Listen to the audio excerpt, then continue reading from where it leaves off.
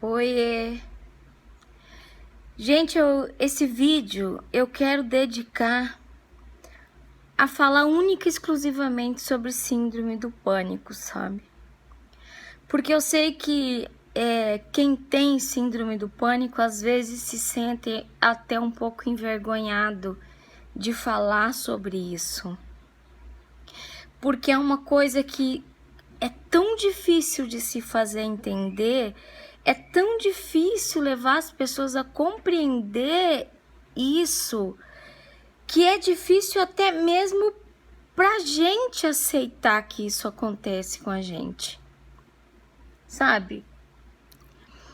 Eu tenho crise do pânico, eu tenho síndrome do pânico, e eu tenho isso há algum tempo já. Tudo deu início na minha vida após um período em 2016 que eu fui perseguida de uma maneira cruel na escola que eu trabalhava. Porque eu era uma professora exigente e eu acabei dando 8 para alunas que eram filhos de outros professores, e isso gerou um problema de perseguição e de assédio moral durante um ano na minha vida. É muito difícil falar sobre essa história. Por quê? Porque eu me lembro de eu ir para a escola da aula e o meu único pensamento ser: será que eu vou conseguir ficar lá dentro da sala de aula sem tentar me jogar lá de cima? Porque quando atacava essas crises, eu pensava em acabar com a minha vida a todo e qualquer momento. Porque acabar com a minha vida era naquela hora da síndrome que me atacava, daquele medo, aquele medo absurdo, aquela coisa que somava um monte de sensações ruins dentro de mim. Aquilo tudo era muito pior do que morte, entenderam? Um dia eu vou contar essa história toda desse assédio moral, sabe? Mas eu também quero esquecer isso, porque isso gerou lá na frente agressão física, sabe, gente? Porque eu fui aguentando tudo isso, toda essa perseguição, todas essas ameaças dessas pessoas, e eram pessoas que, digamos assim, eram poderosas na cidade, sabe? Eram conhecidas, e eu recém tinha chegado, isso foi em Rio Verde. E eu recém tinha chegado, então era eu sem conhecer ninguém, com a minha prática pedagógica, tentando trabalhar da maneira mais correta possível, como eu sempre fiz, e de repente, por causa de provas difíceis que eu dava, mas eu acho que foi por mim, assim. Eu acho que porque eu cheguei e por eu ser concursada, eu tirei aula de alguém de lá. Tirei não. Eu assumi minhas aulas e eram aulas de alguém, e a partir disso tudo isso veio pra cima de mim, sabe? E quando eu explodi, gente, eu explodi de uma maneira em que eu tentei resolver tudo isso, e eu acabei sendo violentamente agredida numa lanchonete. Eu fui violentamente agredida. Eu fui jogada na calçada. eu levei tapa. Teve um funcionário que o nome dele era Neguinho, né? E todo mundo chamava ele de Neguinho, e eu fui falar assim pra ele, mas Neguinho, por que aconteceu isso daí? Ele saiu gritando, falando que era racismo, sabe? E o apelido dele era esse. Então, foi assim, um assédio moral tão grande que o pico desse assédio moral, resultou em violência física contra mim.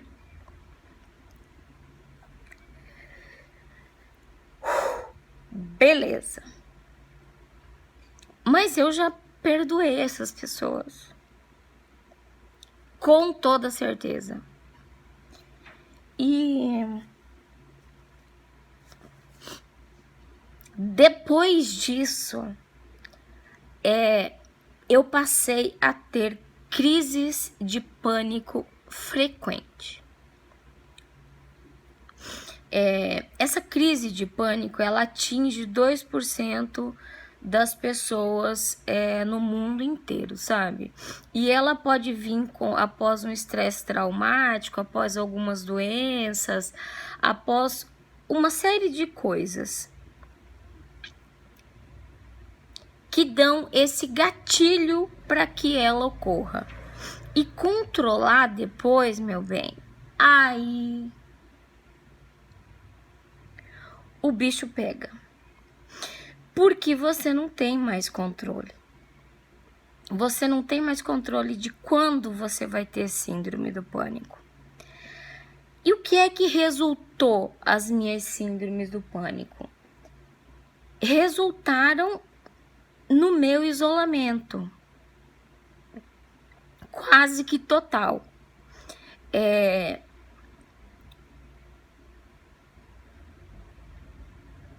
Funciona assim, eu tenho tanto medo da crise de pânico que o único lugar que eu me sinto segura e confortável para passar por ela sem que de repente eu tome uma decisão pesadíssima de acabar com a minha vida é dentro da minha casa. E isso faz com que eu viva isolada dentro da minha casa. Eu comecei esse isolamento antes de descobrir o diagnóstico do câncer, gente. Por isso que eu falei pra vocês no começo do vídeo. Esse vídeo é só sobre síndrome do pânico. Então busquei ajuda, procurei. Mas, gente, eu tive uma melhora, assim, muito superficial em relação à síndrome do pânico. Muito superficial mesmo. Vocês percebem já que antes de eu ir para Barretos, eu tenho crises homéricas de choro, eu não saio da cama. Porque eu vou ter que romper com isso, eu vou ter que sair deste conforto e dessa segurança, destas paredes, para um lugar que vai me transformar num ser completamente frágil e capaz de saltar de uma ponte. Olha que loucura, gente. Pois é. Essas coisas, esses sentimentos, esses desconfortos que vão desde náusea até palpitação, até eu penso que o mundo não é real, que o que eu tô vivendo é uma coisa que é como se eu tivesse num mundo completamente paralelo e que nada fosse real, sabe? E essa transformação de mim em alguma coisa que eu não sei o que é, diante desse mundo que eu também não sei o que é. E esses desconfortos chegam a um pico assim tão elevado que ontem eu tive 3 grandes crises de pânico. E eu escrevi ontem, inclusive, assim: crise de pânico. É um medo tão iminente da morte e sensações que te levam a sentir a morte que até a própria morte seria mais fácil de enfrentar.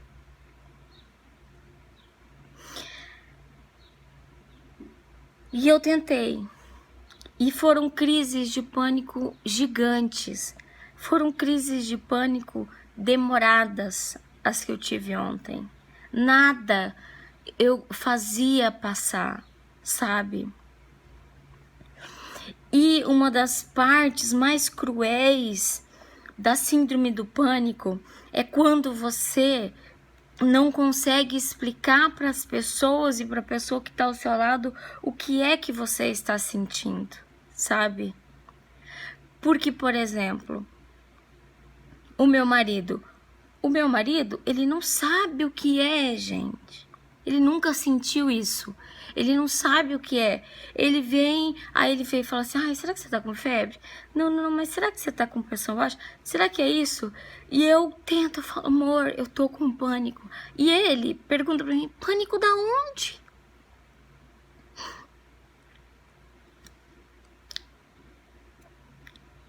Pânico do quê? Afinal, nem a ciência consegue explicar o que liga uma síndrome do pânico. Então, se a ciência não consegue explicar, como é que eu vou chegar para alguém e vou falar assim: olha,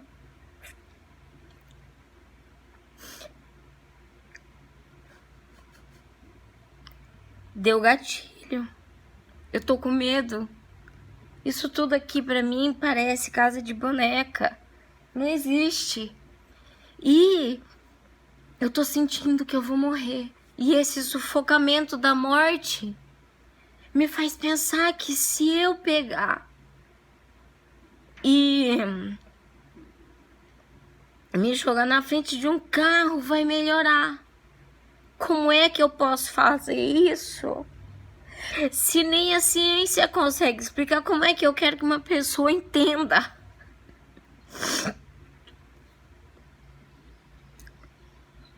Uma vez eu fui numa consulta psiquiátrica com meu marido e o doutor falou pra ele: olha, então, na minha frente, eu acho que eles tinham que ter conversado sem mim.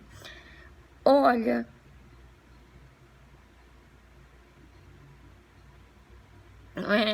isso, você tem que ter um pouco de paciência com ela, e etc e tal, parará. Entrou por um ouvido, saiu pelo outro, porque o meu marido é uma pessoa simples. Meu marido vem de família muito simples, ele é simples, ele não tem grandes estudos, entenderam? E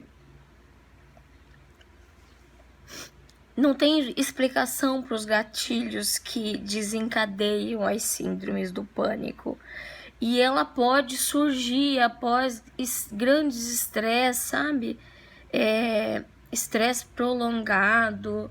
Ela pode surgir, por exemplo, tem uma modelo muito famosa brasileira que surgiu nela depois de uma pane que deu num avião. Que ela estava viajando. Não sei se foi pane, não sei se foi turbulência. Então, e depois disso, ela tem síndrome do pânico, ela evita um monte de coisas. E agora eu até entendo o isolamento dela, porque ela realmente é uma modelo extremamente famosa e que do nada ela se isolou. Ela participa de pouquíssimos eventos. Ela se expõe pouquíssimo, sabe? Depois que a gente passa por alguns momentos, né, que desse estresse, de forte emoção prolongada, qualquer coisa pode engatilhar a síndrome do pânico. Em mim, particularmente, às vezes engatilha em mim o fato de eu ter que ir para Barretos. Às vezes engatilha minha síndrome do pânico, de eu saber que eu tenho câncer, sabe, gente? De eu saber que tá controlado, mas que como assim? Tá controlado, tá controlado. Não tem cura, tem remissão. Não tem cura, tem remissão. E quando que isso volta? Será que é quando eu tomar a última dose de tamoxifeno? Sabe? Assim, isso engatilha crises de pânico, mas com menos frequência. Quando eu vou para Barretos, nossa! É como se eu passasse por todo um processo de morte do meu luto, do meu enterro, para que eu renascesse e encarar e ir para Barretos. É muito louco isso. O que me deixa muito chateada é que eu choro para contar.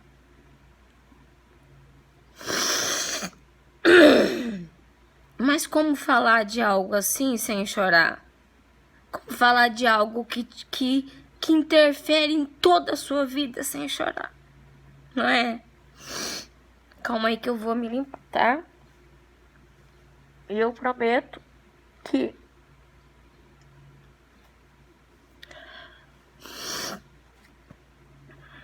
não vou chorar mais a partir de agora. Tem algumas coisas que predispõem, sabe, a síndrome do pânico. Algumas doenças, por exemplo, asma, arritmia cardíaca, hipertireoidismo, doenças que causam trauma, sabe? Doenças como câncer, por exemplo. Algumas fobias que a pessoa já desenvolvia. Eu, por exemplo, tenho desde pequena fobia social, que é uma coisa assim, chegar em ambientes que tem muitas pessoas sempre me transtornavam, sabe? E o pior de tudo isso é que, por exemplo, assim, meus pais eram extremamente sociáveis, meu marido extremamente sociável, o meu atual marido é extremamente sociável, ele gosta de reuniões, ele gosta de pessoas, ele gosta de sair, ele gosta...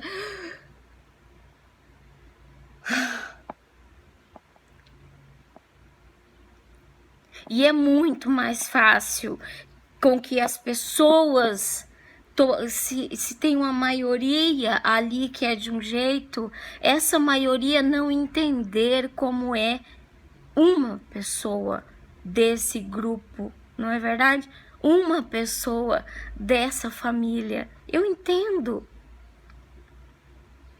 Eu compreendo meu marido, eu compreendo minha família, eu compreendo, sabe, gente? Eu compreendo.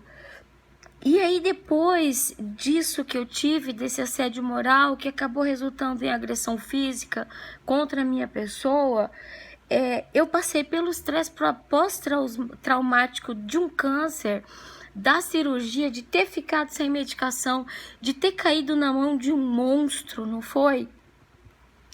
E como lidar com isso, não é verdade? Ah, Zara, mas você tem que ir num psiquiatra. Eu vou, gente. Eu tenho um psiquiatra. Lembra que eu ia lá em Coxim?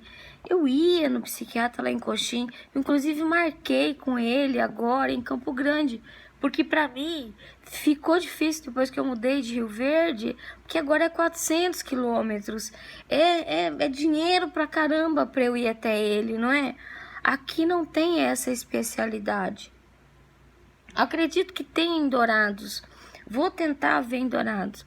Mas para quem tem síndrome do pânico, é muito difícil até de você mudar de médico. Por quê? Porque você tem medo. Você tem gatilhos. Então, mudar de médico vai instalar um gatilho em mim. Como é que eu vou falar tudo isso para essa pessoa? Será que essa pessoa vai acreditar em mim? Será que essa pessoa vai me entender?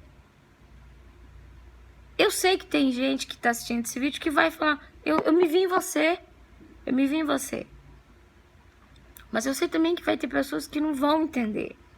Mas vamos no princípio de que eu estou falando, estou contando, e isso vai abrir um leque para que as pessoas olhem para os seus familiares e para os seus amigos e para seus filhos e vejam e que saibam identificar que ele está passando por uma crise de pânico. Porque eu acho que síndrome do pânico, ela leva e ela é responsável por uma parte imensa de suicídios. É verdade, gente. Eu tenho certeza disso. Eu tenho certeza. Então eu marquei pro dia 5 de fevereiro com o Dr. Leonardo, o médico que me tratava e que tratava a dor e a síndrome do pânico, sabe? Ontem eu senti quase todos os sintomas de uma síndrome do pânico, que era suor, eu tinha frio e calor, minhas mãos congeladas, meus pés congelados, eu suando e sentindo frio.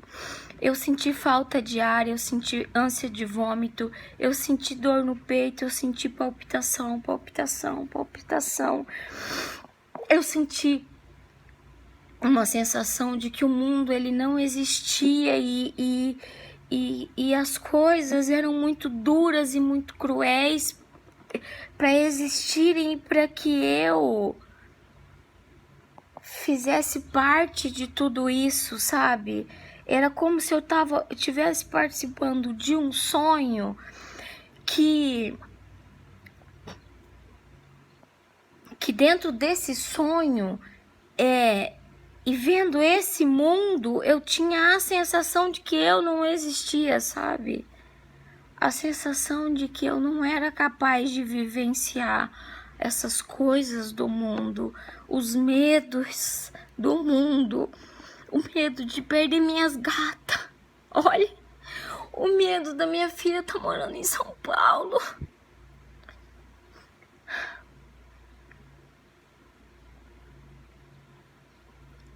Meu medo de morrer, porque eu não sabia o que era tudo isso que eu tava passando. Na verdade, como eu tenho síndrome do pânico, eu sei. Mas no momento é um momento de tanto desespero que você esquece, sabe? E, além disso, é o medo de você enlouquecer ou de você parecer louco.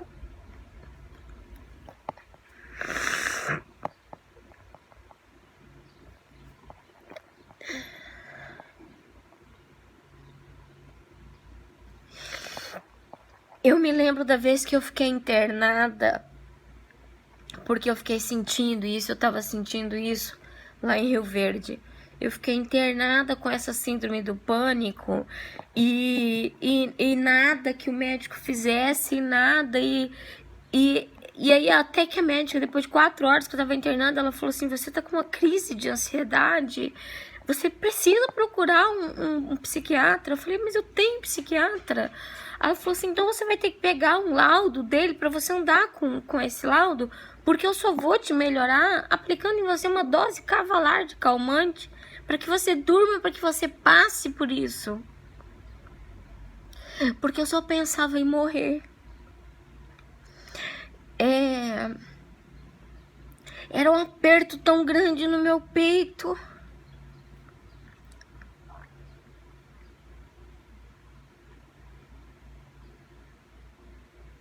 Era um desespero tão grande que se eu pegasse uma faca e enfiasse nele,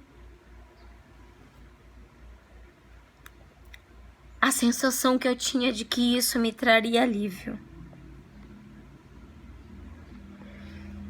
Então,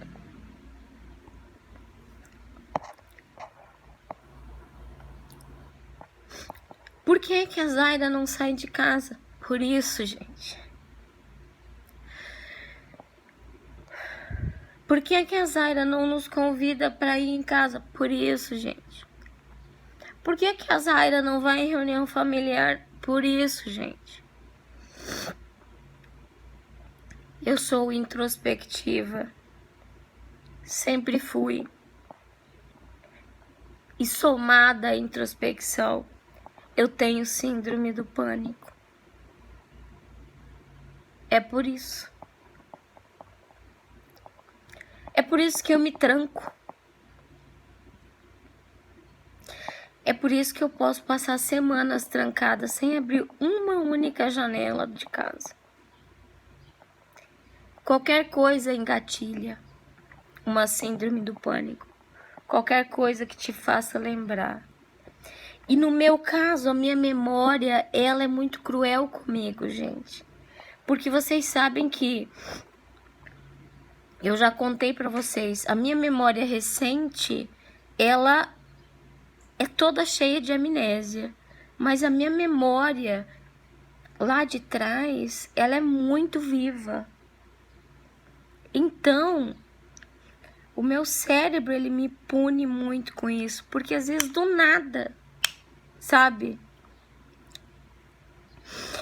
O meu marido, ele gosta de sábado sair dar uma volta de carro. Como eu disse, ele gosta. Às vezes, eu tenho síndromes do pânico por pensar que ele vai me obrigar a fazer isso com ele. Mas é tão louco isso, Zaira, porque você, à noite, quando ele precisa ir lá no trabalho, você vai, você não sente medo. Gente, eu vou, que é pra eu não ter síndrome do pânico de pensar que pode acontecer alguma coisa com ele.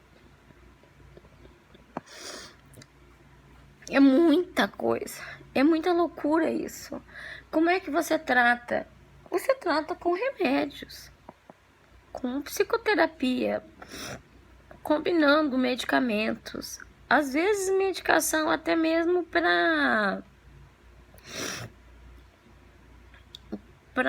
como a quetiapina, por exemplo. Só que nem a quetiapina e nem o Velija estão me ajudando. Porque já tem algum tempo que eu tô tendo isso, algum tempo, e o Dr. Leonardo, que me receitou isso, nossa, tá lá em Campo Grande, e a próxima consulta com ele é só no dia 5.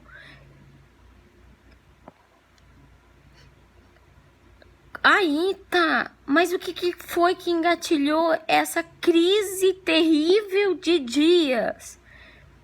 A última perícia. A última perícia é em que eu tive que passar por tudo aquilo, sabe? E aí eu sei que eu tenho uma dor cruel. O meu braço, ele ficou com sequelas da cirurgia. Eu sei que eu vou para Barretos, eu preciso ficar semana em Barretos. E aí você tem que ir numa perícia e você ir na perícia para alguém te fazer, você passar o terror de repente falar assim, olha, você volta a trabalhar ou você não vai receber mais seu benefício. E você sabe que o seu benefício é o que faz você pagar o seu tratamento. Gente, é loucura isso. É uma loucura. Uma perícia médica é a coisa mais cruel com o ser humano que existe. E quando eu penso nas crueldades que o ser humano passa, cara,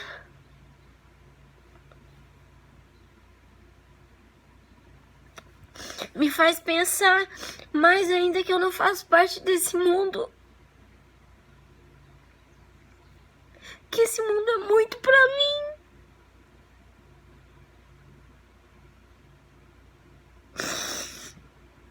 Que eu não quero ver as pessoas que eu amo sofrendo.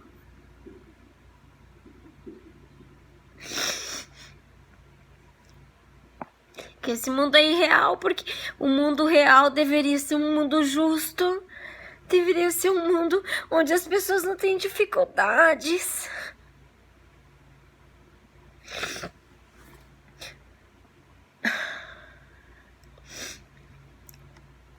Eu sei que, por exemplo, a minha família, ela não entende por que é que eu tenho essa síndrome do pânico, essa fobia, e por que que eu, ao mesmo tempo, eu gravo vídeos. Eu tenho um Insta, eu divido a minha vida com várias e várias pessoas. Como é que é possível? É simples. É só pensar que dessa forma é a forma que eu tenho de me relacionar de uma maneira segura com as pessoas. É a forma que eu tenho de parecer humana e normal, porque trancada dentro de casa eu não vou conseguir fazer isso.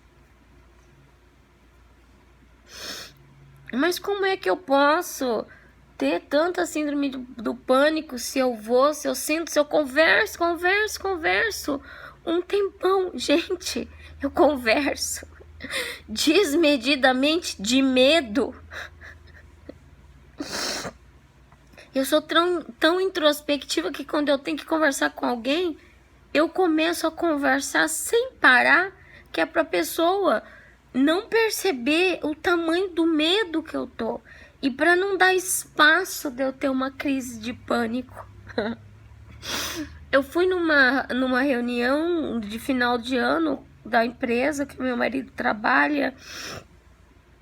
E eu falei tanto assim, eu tentei tanto, que quando eu cheguei em casa, parecia que eu tava toda em carne viva de tanto esforço que eu fiz. Eu não sei o que é isso. E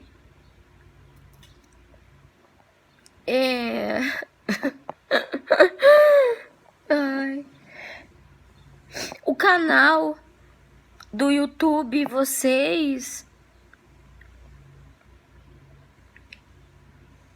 tem uma importância na minha vida que é indescritível. É indescritível a sensação de humanidade que eu sinto toda vez que eu divido um vídeo com vocês e eu recebo a resposta de vocês. Desde a perícia eu tô em crise e é por isso que eu não tenho respondido as mensagens, sabe, gente? E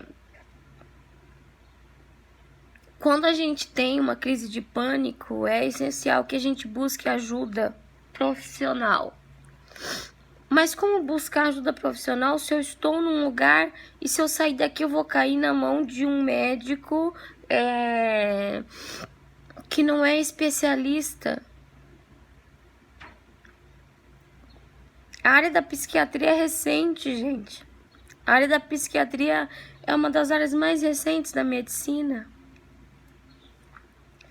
Então, para que ferre mais ainda, por exemplo, eu escutar alguma coisa de uma pessoa que não é especialista, escutar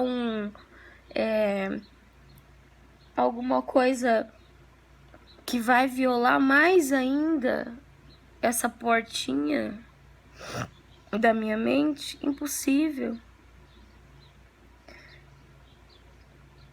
Então, é por isso, gente, que eu busquei refúgio na minha casa. Eu sou uma pessoa que vive dentro de casa. Eu saio para fazer caminhada e recentemente não tô saindo por medo também. Por medo, gente. E eu queria dividir isso tudo com vocês. A síndrome do pânico, gente, ela é considerada uma doença crônica. O câncer é uma doença crônica. A síndrome do pânico, ela pode ser até tratada e ela dá uma diminuída, mas ninguém sabe quando ela vai engatilhar de novo. Ninguém sabe quando ela vai surgir. Eu, no caso agora, eu estou com ela surgindo por qualquer coisa, por qualquer razão. E isso não me impede, óbvio, de gravar vídeo para vocês, porque eu me sinto segura no canal. Isso não me impede de dividir com vocês tudo sobre a minha síndrome do pânico, tudo sobre o que eu sinto, tudo sobre o que a síndrome do pânico faz comigo. Tá, gente? Grande beijo no fundo do coração.